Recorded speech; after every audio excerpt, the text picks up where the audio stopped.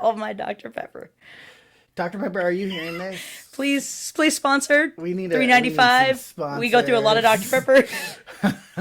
I'll put it on our shirts. Hold but my don't Dr. sue Pepper. me. Please don't sue me. Oh, yeah. Not all heroes wear capes. Some walk beside us. We are stronger than our scars. We are brighter than the dark. Every battle leaves a spark. Every story makes a mark. Come along with Uncle Greg. Enter the Storyverse. I was so lucky to sit down with my friend Ashley Matkins, the activities advisor for Thompson Middle School, who's had a unique perspective in education as a registrar, as an aide, and now as a teacher and activities director. I always talk about one of the first things I do, right or wrong, is analyze what people are wearing. Because it's something to draw connection to, right? If somebody's wearing a Dodgers hat, I'm like, oh, how's this? Are you a Kike Hernandez fan? Did you watch the World Series? Whatever it is. If it's something I don't know a ton about, but I can draw a little piece, ask them to tell you more about it. Because if they're wearing a shirt about it, they must like it enough about that. That is such a good insight. People choose what they wear. Yes. And there's thought behind that. If they're coming to school and they're presenting themselves that way, it's going to tell a story. It absolutely is. And even if it doesn't and does the opposite, if that makes sense, it's a super interesting conversation starter. So with our 6th grade orientation, this is how I teach my students, find something. If there's a quiet kid, find that piece of clothing. If they're on their phones, which hopefully they're not, but if they are, what are they on? And then if it's something like, oh, I don't like the Dodgers at all. Tell me more about that. How did you end up? And then that might actually uncover a lot too. But it's all about just starting that conversation. And if we can find one thing, that just branches into so much more. And my students have actually come back and they're like, Miss Matkins, I used the Padres hat theory. and they grow from that. And so it's really cool to watch them grasp that and then make those connections, which it's all about. As a communications major, I love it. I'm like, I get to put this straight into work. Let's make it happen. We talk about code switching all the time. It's one of my favorite theories, and the kids have learned so much, especially with our parent nights. So when the parents come on, we talk about how you can code switch even with the kid to the parent and how that's so weird. But please do not call the parent bro. Do not be like, bro, it's right over there. Oh man, no, don't do it. Don't do it. I'm not your bro. Yeah. And so that's been really cool for them. And they go through this whole critical thinking piece of okay, who's going to be there? Who do I code switch with? And how do I code switch in that same moment to also not make the student feel awkward? Because I've also met student leaders where they are so focused on the parent that the students doesn't feel seen on those orientation days or welcome to the pack when we do our 5th graders. You want to make sure you connect to both. And watching middle school students be able to adapt to that, holy smokes. If I've taught them anything, they can figure that out hopefully in an interview or other worlds that they're in. Man, and I think that code switching is such a professional skill that is underrated. Yes. Because there's kind of this woo-woo, always be yourself and always be authentic. And code switching doesn't mean that you're not authentic. Correct.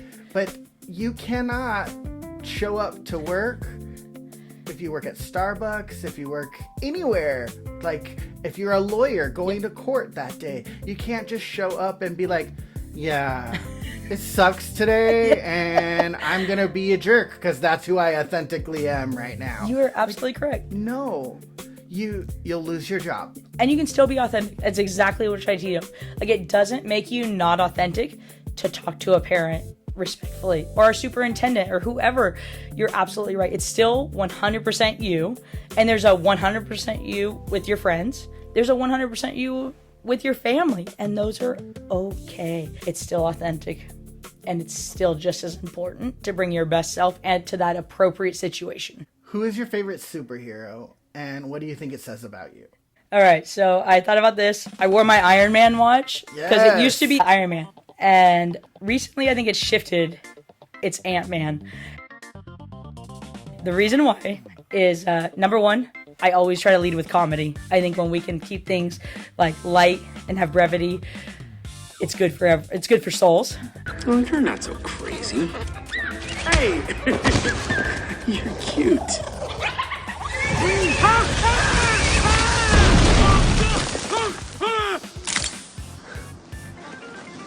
That was a lot scarier a second ago. But I also love the idea of Giant Man and the Ant-Man.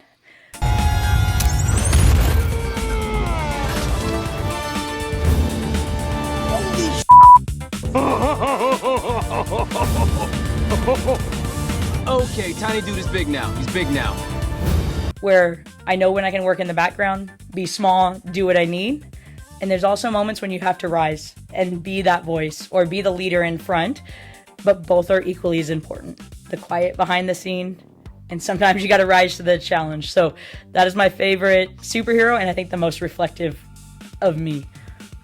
Do you want to know something about that too? Yeah. Is that, as you described Ant-Man, being Giant Man or Ant-Man, Yeah. and having himself in different situations, I just thought about code switching. Yes, right. It's so weird how it all ties together, and you don't realize it. But when you live, I think through like those core values and those pieces that you really believe in, it weirdly all syncs up. Who helped shape the person that you are today? Yeah. I mean, you're amazing. You're an amazing educator. I already know that. But you're an amazing person. And who helped you get there?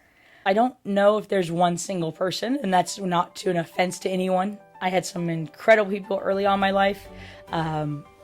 Many people know that my great-grandma helped raise me because my parents were both working. They were go, go, go. So I went and stayed with my great-grandma, and she was one of my first people I watched who quietly took leadership roles. This little old lady was like on her farm board association out here in Wildemar, but she was doing everything. Like, she was just always involved, listening to what the people needed. And I don't think then I knew that. Right? Like, I was just watching it. I was just so excited. She was organizing. We had great barbecues for the whole, like, it was small things, but she was changing her community. And I think that maybe without even me knowing it was such a Kickstarter for me. And that was early on, you know, I mean, like 3 to 5. And then obviously just went to school and did the things, but every day watching her set out and be like, what can I do? I'm going to be down there. I'm going to still take care of my husband who has Alzheimer's. Like, she was balancing all the things, also stayed the most even keel and could be just friendly with everyone, learning people's stories. So I think that was definitely a start. And then from there, I just watch so many people in my world, and even my worst experience has absolutely shaped like who I want to be, what I don't want to be. And I'm okay with that too. So I would say my great-grandma, was the start of it. But then I had an amazing leadership advisor in Janelle Moon. She swooped me up after many of concussions, couldn't play sports anymore. And she's like, you're not just going to sit in here, like, get in this leadership world. And I had coaches along the way, and so there's not a single answer to that. And I think I'm still being shaped. It's the idea that no person is an island. That everything that we do affects everyone around us in different ways. And that ripple effect, we never know, right? How it's going to change someone's life. I hope that at the end of the day, whoever I work with, whoever I work for, the students I come across with, and even my own kids know that I just gave everything I had every day. And I hope that impacts them to lead with wholeheartedness. When you can go home each day or close out a school year, whatever it might be, close out any chapter of your life and say, you know what, I gave it everything. That's perfection to me. It doesn't matter the result. It's, did you do your best with what you had? What kind of student were you? Up until my sophomore year in high school, I was set to be like valedictorian, doing the things. Okay. School was easy for me. I loved softball. I had colleges I was talking to. Sophomore year, I ended up with concussion number 7. Wow. Yeah. And so that totally changed the course of things. I was forgetting teachers' names. I couldn't go sit through class.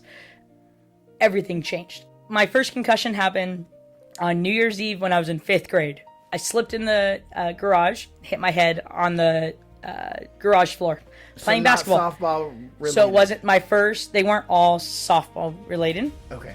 But what happens is once you have one concussion, you become more susceptible. It came down to the point where I would get a foul ball off the mask, which in no way should cause any harm, and I'd have a concussion. And that was like a spiral for me because I was, no, I'm a softball player. I'm academic. I'm like, this is my course. And I didn't know what was next. And I was like, well, how do you shift that? And the doctor said, do you want to be a vegetable? It was a hard choice. And so I hung up my cleats my junior year, and I had to like reevaluate. And I didn't know. I was like, so I'm not getting my academics. I'm not living up to my own expectations, and I'm not going to play softball. So what now? I had to learn like B's and C's were good enough. They were great. And it didn't really matter. That's what was like such an interesting thing for me to change, is if I got a B or if I got an A, no one was really asking. I was still doing all the things, and I started to enjoy life more. And it's been something I've been trying to teach my students. Like, if you love being in strong academic classes, do it for you. Do it because you love learning. You love to be challenged. We have some teachers on our campus that absolutely push our kids, and they have more work, and the kids dive all in. I love watching that because they love to learn. I tell them, if you're doing this because you want it to look good for an application or because your parents want you to do it, you're doing it for the wrong reasons, and you'll burn out. But I watch so many already with like 5 times a week, practices or trying to balance everything. And I always just ask, like, are you having fun? And it sounds like the most simple question, but like, does it bring you joy? Do you leave going, even when I work so hard, I loved every moment, then stay in what you're doing. If you dread it every single time and you're mad that you can't go to the beach or you can't hang out with friends, you got to reevaluate, because it'll dry up and it'll just eat at you. So you got to have this balance. And again, I'm not saying not to play sports. I'm not saying not to take advanced classes, but it's got to be something you love. And hard is okay. It's okay to be a challenge, but you got to love the hard. Was it leadership that made you become an educator? 100%. Leadership, and then the people I met along that path. Going into their castle was a huge part of that. Sandy Curlin, big shout out there. Yeah, Sandy. Big shout out. Just seeing like what you could do on a bigger perspective. I loved what we could do in our small communities. Like I said, I mentioned Janelle swooping me up as a AIM VHS advisor, pulling me in and going, this is a new path. Like, you can do this. And I think just having adults believe in me and see what can happen, I'm like, man, I could do this for someone. Like, I could be that person, and I can find joy in that for me in my everyday. Because again, I wanted to be happy in what I was doing. Even on the hard days. There's days my kids could tell you, they're like, stop talking about it at the dinner table. I don't want to hear about your work rant. I still wake up the next day ready to take it on. Like, I don't dread ever going in. I love seeing the students at the door, them making wise comment, like whatever it is. It's enjoyable every day, even the hard. I love that. It just shows that you have such heart for student leadership, for education, for making a difference in people's lives. The whole My Dr. Pepper thing has become kind of a motto for us. And I know it sounds so silly, but let me give you this. I think we are constantly in a world where doubt is cast. And doubt can do a couple things to people. It can empower, or it can just diminish their hope and their drive. And sometimes you get both. Like, I've had moments, right? I think we all have, where we like, oh my gosh, this person doubted me. And it's not even like, I can't do this. Like, where it's like a pity thing. It's just you spiral with the frustration and all these negative thoughts. And this Hold My Dr. Pepper came up, where it was like, I don't care. It's not that I don't care about the people or their thoughts. I don't care about the negativity. I know who we are. I know who we are as students. I know your capabilities, and I know your intentions. And so my students just rallied around this. And so I'm hoping the story they're writing is that they are just being the greatest versions of themselves and giving it their all. And that when doubt comes their way, together, collectively, they can do anything. That they have enough trust in each other, hopefully rely on me, and can trust that I will be in their corner. And that way they can do it for someone else one day. And it doesn't have to only be in leadership. Again, I hope this goes so beyond the classroom. I have a student who's not following the leadership path for high school, and they're going into fire science. And they're like, I just want to get back into leadership. I said, pause. What makes you think you don't need leadership in fire science? Like, take what you've learned and go do that there. When someone doubts whether you can do the rope climb or the fire hose pull, hold my Dr. Pepper. Like, write that story that when doubted, I'm going to rise and do my best. And it's not an arrogance. It's earned confidence through the hard work put in. It's inspiring students to know who they are and to believe in themselves. And I love when you said, like, I don't care about it. It's like, I don't care about the doubt. Yeah. Or that people doubt, because I know who I am. Yeah. And inspiring that confidence is important as an educator. Last year at our biggest event of the year, our Don't Be Scared event, a student broke in and destroyed and attacked students. Like, destroyed our haunted house and attacked students. Talk about a moment where I also felt like I had let my students down because they got hurt on my watch. I mean, there was physical assault in a dark haunted house. Like, it was a lot. Like, even thinking about it now, like, makes me sick. And what happened right after that, we had, I think it was like 500 students there. It was a huge event. Halfway through, we still had students ticketed to go through this haunted house, and the show had to go on. And watching my students, we paused everything. Like, the event was happening outside. This was an indoor, the haunted house piece, and then outside. We pulled every single member of our program in, and you could hear a pin drop.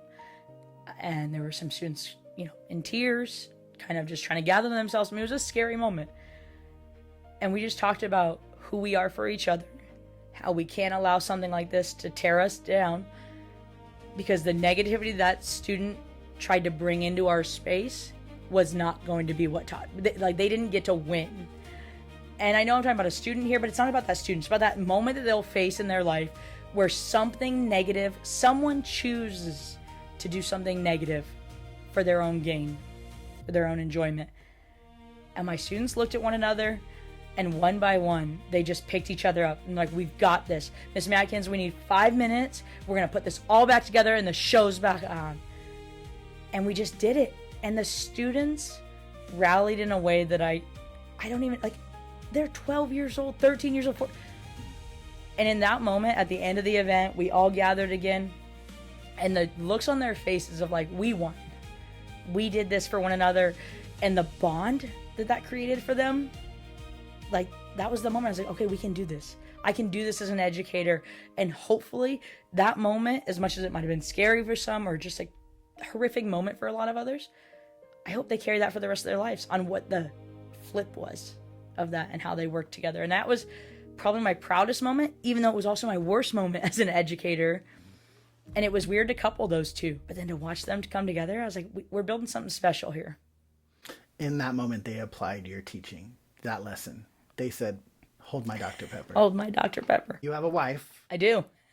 How does that present challenges for you? And then also, how does it allow you to hold my Dr. Pepper? Yeah, no, for sure. I think what's been really unique about our experience is we were both established members of the community first. People knew us individually before we were together. And the reason that helps is our first identity for many isn't lesbian. And I think in the world, a lot of times, not by the person's identity that actually it is, but by the world, that's like identity number one. And I always laugh at that, and I've talked to so many people because I'm like, that's nowhere near my first identity. It's not because I'm ashamed of it, or it's just not like, it's just my life. Like, most people, I would argue, aren't like, hi, my name is Jim, I'm 29, and I'm hetero. Like, that's not the conversation. Yeah, that's true. Like, I don't, maybe for a few, but I don't. One of my favorite scenes is from Love, Simon. I don't know if you've seen it. I have. But, yeah, and they do this amazing scene where Simon's actually coming out to his parents. But before they do that, they do this like montage of they're like, Mom, I'm straight. And the mom's like, no, why? But Yeah. The mom's like, I didn't want grandkids. Or, like all the things that were cliche. And I love that scene because it's a very interesting part of our identity, right? Where you have to come out, in theory. My wife and I have worked very hard to hopefully eliminate that for our kids, or maybe we've messed them up further. We don't know yet. That's just parenting. It's just parenting.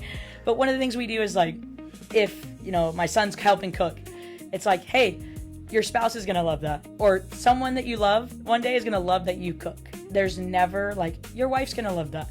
Now, mind you, I don't think anyone's doing anything wrong by saying your wife's gonna. You're not trying to harm or doing it, but you're setting this precedent that one day, if your child is gay, they have to break what they've heard every day, even in the most accepting setting. I'm not shaming anyone, but I think if you're constantly being told your wife will love that, your wife will love that, or your husband will love that, then somebody's got to be like, so over the last 35 years, you said.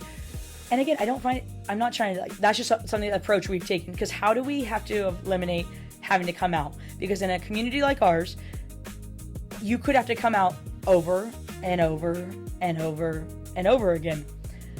I think that's one thing that we haven't done. Like, we just exist. I also think that in some ways, as I mentioned, I have not changed much since I was 12. Okay. I don't think I shocked many people, but it wasn't because I was like hiding in the closet. I've tried to explain this to you people. Like I mentioned earlier, I'm so laser focused. Academics, sports, what am I gonna do next? Like dating wasn't even on the scene, but I was absolutely wearing my hats and my jerseys and my baggy clothes and playing like all in the street. And so to this day, I told my great grandma that when I came out, and she's like, "Oh, honey, we know. I told Grandpa before he died." I was like, "You did what?" I hadn't even come out yet. She's like, "We knew," and I was like, "No, that's not how it works. You don't." It's like, you don't get to decide that. And then I was like, well, maybe that is better. I've started thinking about that because then I didn't have to come out, right? Like people are just like, but it's a weird thing that like Grandpa needed to know that before he died. Like Grandpa with Alzheimer's and dementia. Like you had to figure that out. Yeah. I know that's not the story not everyone gets to tell. But I do think working in our school district has been very helpful in some ways, which can be maybe an interesting comment to some. But like my kids, I know all their teachers. And so there's not this weird, like my daughter just did a Father's Day project where the teacher went out of her way and said, who do you want to do this for? Do you want to do it for Grandpa? Do you want to not do it at all? Like, it's totally up to you. And she did it for Grandpa. And it was so cool. You know what I mean? And then Mother's Day, 2 moms projects, more work. I don't like, but they don't have to have those hard conversations, I think. And they shouldn't have to be hard, but they don't have to get the Father's Day presentation in front of them and then just sit there staring at it. Like, we have been so fortunate as educators and co-workers with these people that they look out for their kids. And I hope that in that case, other families get that experience because of us, right? Or hopefully like make it easier because of what we've brought forth of families look different. And it's not just 2 moms, 2 dads, it's single parents, it's grandparents. Like there are so many students working through various situations, and it doesn't mean they're bad. They're just different than what society has proposed as normal. When I took over, we still had a father-daughter at the middle school. And my first question was like, is that what our students want? Just because the age, of it. But then my first thing was like, no, we're going to shift to a family dance. Like, and if we want to keep that community going, and immediately students who came to me were military families. They're like, years I have missed father-daughter, this and that, because my dad's deployed. Or I had a couple where, dad wasn't in the picture at all.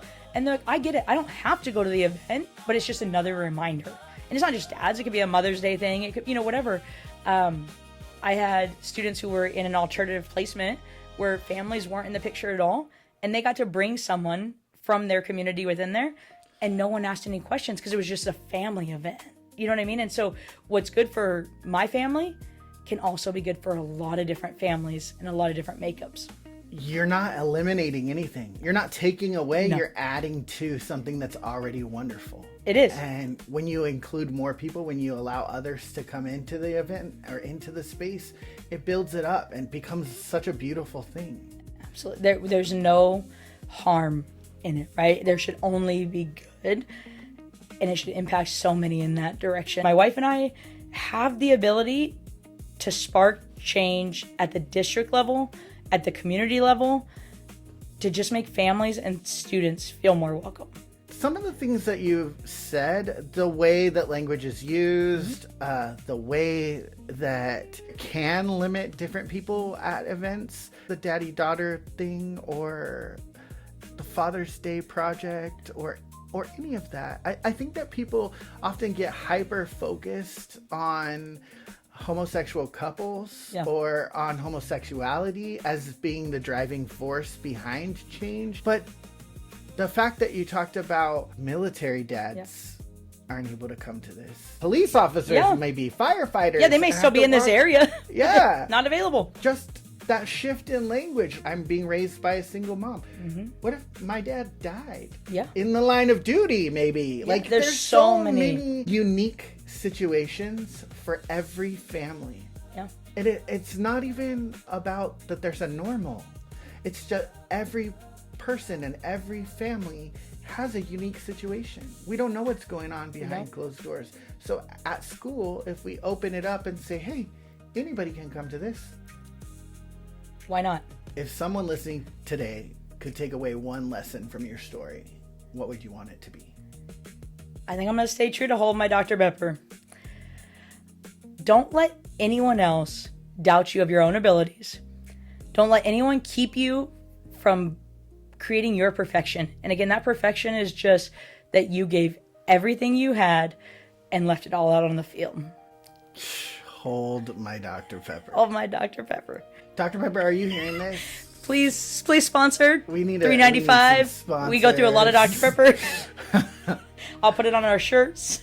Hold but my don't Dr. sue me. Pepper. Please don't sue me. Oh, yeah. But golden opportunity here to endorse education. We got a lot of kids that love you. That is a life skill that is going to carry your students in any situation that they're in. Because too often we are underestimated in whatever situation that is, in the workplace, in home, even when we underestimate ourselves. It's that reminder, okay, hold my Dr. Pepper. I'm going to show you what I'm made of. Man, I am so grateful to have learned from you today. And I hope that anyone listening has taken as much from this conversation as I have. This is Enter the Storyverse, where ordinary people become main characters. Ashley, thank you for letting us step into your story.